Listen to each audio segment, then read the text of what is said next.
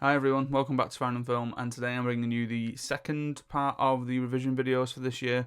So this is paper 2, which is happening on Thursday the 23rd of May. If you've not yet seen the paper 1 video, go back and check that out, obviously because paper 1 is first, but make sure that you're over that revision as well as this one.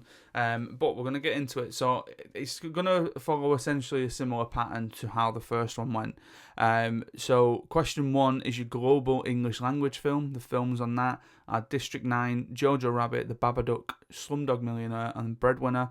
Question 2 is your global non-English language film. So that's Sotzi, The Farewell, The Wave, Girlhood, and Wadster. And question 3, your contemporary UK film, Skyfall, Attack the Block, Rocks, Blinded by the Light, and Submarine. So forgive me again if I sort of steer more towards the ones that I teach, but I am currently teaching Jojo Rabbit, Sotzi, and Skyfall. I have taught District 9 and Attack the Block in the past, so I might refer to them as well as we go through. But essentially, like I say, it's going to follow the same format as the first video. So we're going to kick off the first one, obviously question 1. And again, to take you through sort of questions that have come up in the past, but making sure that you are revising generally, you're not just focusing on things that potentially might come up or haven't come up yet. Because again, I think that's a fool's paradise to do something like that. So 2019, main character. 2020, setting, themes and issues. 2021, different characters in film form. 2022, plot and film form. And 2023, important sequence and film form. So obviously film form's coming up quite a lot on this one. Not asked so far anything to do with narrative structure or anything to do with narrative techniques. And obviously the key sort of thread for this one, or key theme for this one, is narrative. So the question last year was identify one important sequence in the film that you've studied, briefly describe where the sequence fits into the film's plot, and then your 15 marker was discuss how the key elements of film form are used to create meaning at the end of the film that you've studied. Now, again, and I said this a lot on the last one, I'm going to say it a lot again on this one, stepped questions, okay? That 1A and 1B, crucial that you are reading them together. Same with 2A and 2B, and then 3A and 3B. Making sure that you're looking at them together, because you need to mention what you mentioned in 1A again later on in 1B. So identifying an important sequence in the film that you've studied, and then briefly describing where that fits into the film's plot. I think it's an obvious one for this one, but say for example you studied District 9 and you say that you're going to talk about when Vickers finds the fluid, but then in 1B you then start talking about the opening sequence or the end sequence or the escape from MMU, it's not going to work, okay? So you need to make sure that you stay the course, you stick to the one that you've picked, and that is why it's important for you to read both of these questions together when you first get that exam paper. Going into C, these are your 15 markers. Now I mentioned on the last video that when you get to a 10 marker you should be trying to split it into 2 and sort of splitting that sort of key element into 2 different areas. For a 15 marker, split it into 3. Okay, so split your 15 markers into 3, paragraph on each. So key elements of film form for this question. So this question being discuss how the key elements of film form are used to create meaning at the end of the film that you've studied. This is where I would split key elements of film form into cinematography, mise-en-scène, and sound. Still quite big, chunky areas of film forms, areas of knowledge that you should have. So a paragraph on all of cinematography, paragraph on all of editing, all of mise-en-scène, and a paragraph on all of sound. Loads for you to talk about there. And again, going back to the structure that I mentioned in the first video. So topic sentence being how you're going to answer this question, how you're going to approach this question, your key sequence, making sure that you are mentioning that key sequence, and then working through that 5-point structure for each paragraph. So your point, where has it been seen? How is it important? How does that link to the audience or the intended response? And then how does that link to the genre or the context? So I'm going to refer to Jojo Rabbit for this one. And again, looking at this question on key elements of film form. So my topic sentence would be, in Jojo Rabbit, cinematography, mise-en-scène, and sound are used to create meaning. The key sequence I will discuss is the ending scene, because obviously the question says discuss it at the end. Now, that might seem a little bit redundant to put that sentence in there that says the key sequence I'm going to discuss to is this, but I think it's just a good habit to get into rather than trying to forget it for certain questions. So point 1, first point I'm going to discuss is cinematography. This is best seen in the ending scene when we see a low angle of Jojo taking in the war that's going on around him. This is important because it clearly illustrates Jojo's emotion and disbelief at the events unfolding. Audience, as the audience, we begin to understand and how the impact of the situation and the realization of naivety has hit Jojo. And then the genre of the context. This links to the context of the film because as young males in Nazi Germany, such as Jojo, were led to believe that Hitler and the Nazi occupation were to be idolized. Okay, so again, it's linking what happens in the film, what we see in the film, the sort of emotional response that we're going to get from that, from the use of film form, but then ultimately how that links to the context of the film. I am going to talk about genre for one of the questions later on, but context seems to be quite a good one to make sure that you're getting in and sort of showing that breadth of knowledge that you will have got from your lessons with your teachers and stuff like that. So making sure, again, following that structure, hopefully that is going to help you. And again, how I would split the old ones. So 2019 main character. Again, a lot of these are very film specific and context driven. So like your themes and your issues, again, they need to be film specific. Like I can't suggest to you that everyone talks about poverty when poverty isn't relevant in Jojo Rabbit, but it is relevant in Slumdog and it is relevant in District 9. But at the same time, like us talking about Nazi Germany isn't going to help you with District 9 and Slumdog. So you need to, and this might be a task for your revision, is looking at your films as a sort of broader thing and thinking about those 3 areas that you can break your film down into. Film form, again, pretty simple enough, can be split into any one of the 4 areas or any 3 of the 4 areas. So cinematography, mise-en-scène, editing and sound. Key sequences are exactly that. You need to pick a scene that's relevant to the question. Don't be overthinking that. Just pick a scene that works for you and will back up your point that you're making. But again, I think a key task for everybody to do is to sort of sit down and think about what are the 3 sort of overarching things that you're trying to get from your film or that the filmmakers are trying to get out of you. So, for instance, for Jojo, we might do things like, again, the Nazi occupation, Rose's role in the German resistance, and the withholding and the enigma. So we might talk about those 3 things. When we come to Sotsi, we might be talking about crime, we might be talking about poverty, and talking about post-apartheid settings. Skyfall is very different when I'm going to come to that question because it's to do with where the film form lies. But thinking about what are sort of 3 key things with anyone who's studying District 9, just off the top of my head from when I taught that. So things like the metaphor for apartheid, the segregation that happens, and again, you could link that to poverty. You could link it to sort of specific sci-fi themes of invasion, things like that. So again, there's a lot for you to consider, but having those sort of 3 broad areas in your mind are going to be really beneficial for you to do. Question 2, so your global non-English language film. So this is Sotsi, The Farewell, The Wave, Girlhood or Wajda. Now, 2019 was location and then ethnicity and culture. 2020 was costume and gender. 2021 was location, people and places. 2022 was adults and age. 2023 was props and costume and mise-en-scène. Now, ethnicity and culture comes up a lot, I think, or either that or it's one that I keep talking about a lot with my students. I think it's very similar to things like people and places. Now, the idea for this one, because it's representation, is we've looked at age, we've looked at specific genders, we've looked at all that kind of stuff. The things that haven't come up yet, young people, disability and sexuality. Now, my assumption there is purely because, and I haven't seen all of the films that are offered here, but is it that young people is a difficult one for another film? I'm thinking purely of Sotsi here. Is it that there are no certain representations of sexuality across all 5 films? Like for Sotsi, we could do a disability question, but we could only really talk about Morris. So I think for those things, while they are interesting to talk about when you're in the class and when you're doing your lessons and all that kind of stuff, I'm not expecting them to come up on the exam because they have to have a thread in all 5 films that are offered rather than just one of them in order for them to work as an exam question. So last year's question, a bit of a stickler this one. So it was identify one key prop used in the film that you studied for 1 mark. Briefly describe how this prop is used to create meaning within the film for 3 marks. And I'm going to come on to C in just a second. Now, like I've been saying, making sure that you're using 2A and 2B, making sure that you're reading them both together.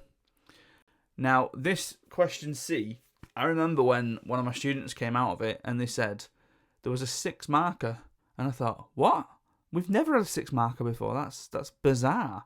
And then obviously the sort of report coming out afterwards was that these 3 questions at the beginning can always equate to 10. They don't necessarily have to be a 2-3-5 or a 1-4-5. So it might be that we get another 6 marker this year. It might be that we go 2-3-6. It might be that maybe even we go 2-2-6. Who knows?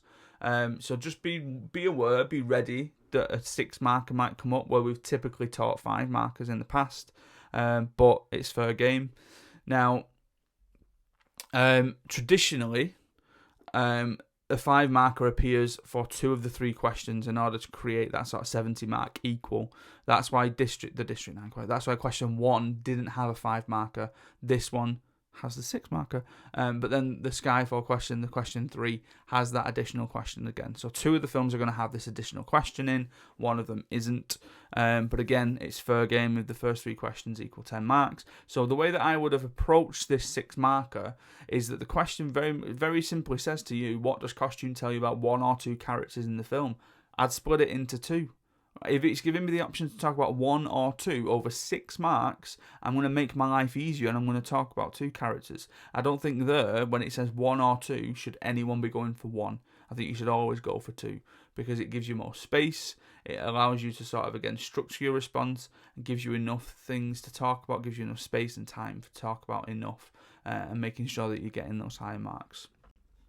When it comes to your 15 marker, so exploring how mise-en-scène links to the themes of the film that you've studied. So splitting your 15 markers into 3, mise-en-scène very simply becomes props, costumes and settings, and then you have to link it to your chosen theme. So it's all well and good me saying to you, you're going to split this mise-en-scène question into 3 and you're going to do props and costumes and settings, but you need to make sure that you are linking it to that chosen theme or that chosen key issue. So for a SOTC question, poverty would be a key one, making sure that I'm talking about, whenever I'm mentioning a prop, how that then links to things like poverty. When I'm mentioning a costume, again, maybe how that is linking to poverty. With the setting, it's quite simple in terms of Soweto and it linking to a post-apartheid setting. But again, if I'm breaking things down like I have done, so with this first paragraph, so props. So the first point I will discuss is props. This is best seen in the opening scene when Butcher kills the man on the train with a broadawl. This is important because it sets Butcher up as a violent and antagonist figure early on in the film. As the audience, we begin to understand the social context of these characters and about how the protagonist's life is unfolding. So again, we begin to understand more.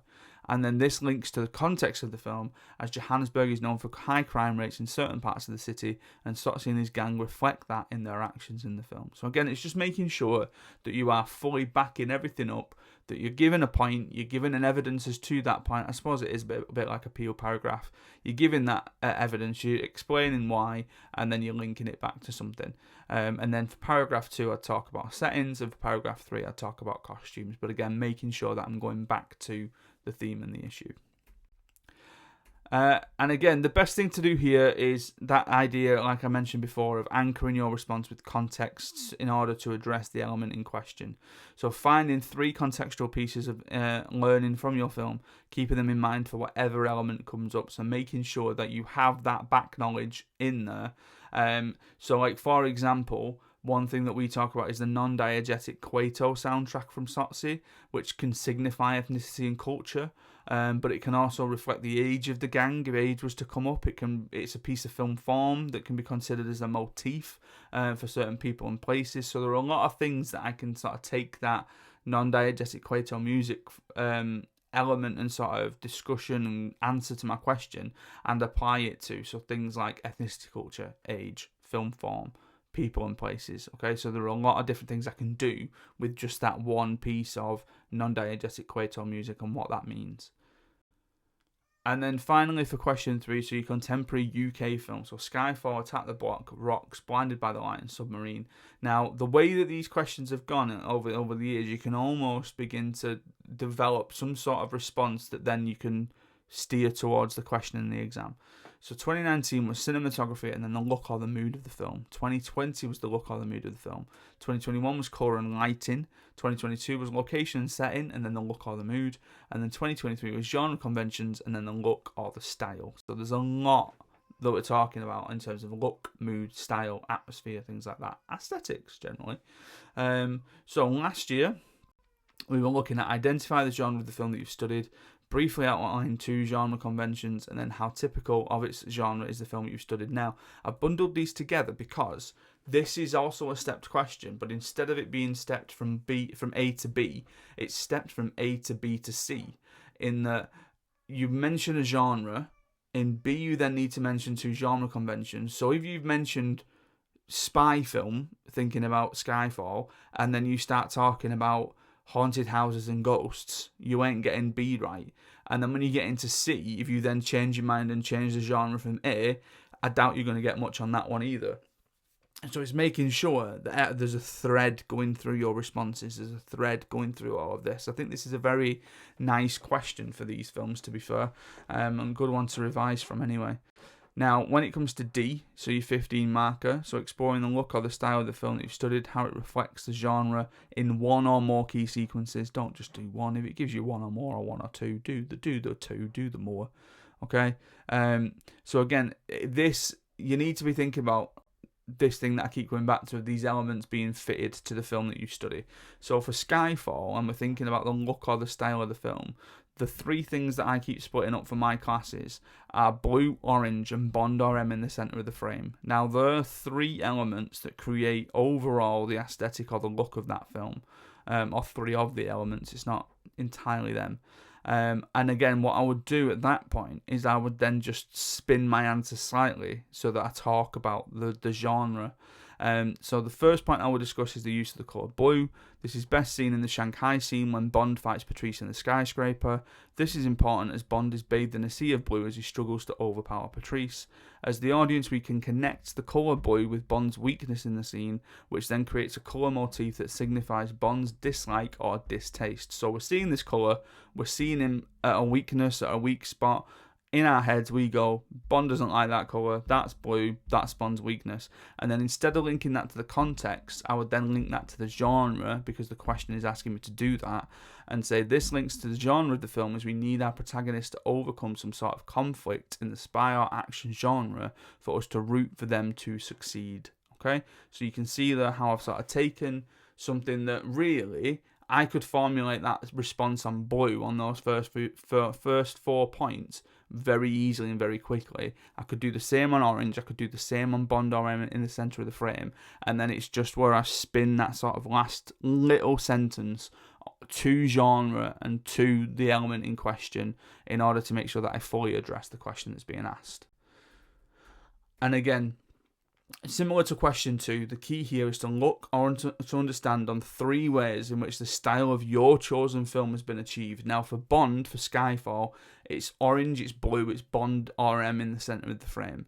For Attack the Block, it's things like the neon blues of the aliens, the low-key lighting that goes on throughout of it. One of the things that I enjoyed teaching the most about it was the idea that it's Amblin influenced. So Amblin is the studio that Steven Spielberg set up. It's very E.T., it's very Close Encounters of the Third Kind. I remember when someone first showed me a clip of Attack the Block and they said, what does it make you think of?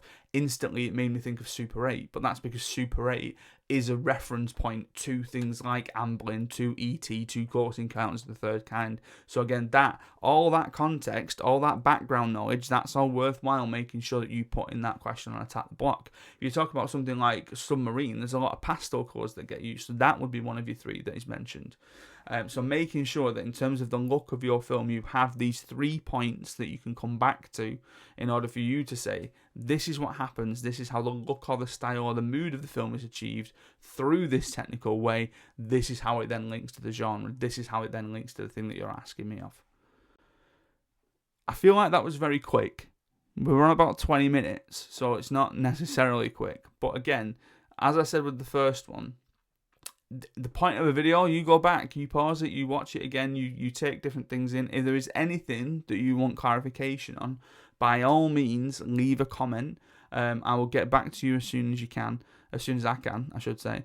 But I sincerely hope this has been useful. I hope the structure stuff is useful as well. And that idea of remembering, especially for this paper, for each of your films, think about 3 overarching areas, okay? Think about, again, Skyfall, blue, orange, Bond or M in the frame, okay? Making sure that you've got them in your mind, making sure that you're going into the exam with them, and then you can start linking to the question that is being asked of you in the exam related to those 3 areas. And I think that's going to do you put you in good stead for those 15-mark responses.